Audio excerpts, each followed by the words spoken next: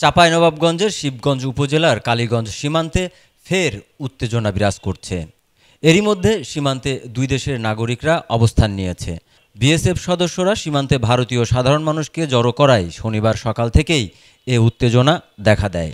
বাংলাদেশ সীমান্তের স্থানীয়রা জানান, বিএসএফ সদস্যরা হঠাৎ করেই তারকাটার বেড়ার পাশে ৫-৬০০ ভারতীয়কে জড়ো করে। এ সময় তারা বাংলাদেশের ভেতরে ঢুকে পড়ে। এ খবর ছড়িয়ে পড়লে ভারতীয়দের ধাওয়া করে বাংলাদেশিরা। এতে তাদের মধ্যে সংঘর্ষ বেঁধে যায়।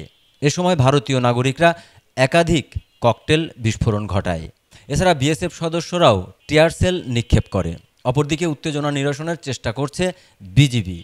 দুপুর ৩টায় শেষ খবর পাওয়া পর্যন্ত সীমান্তে থেমে থেমে উত্তেজনা চলছে।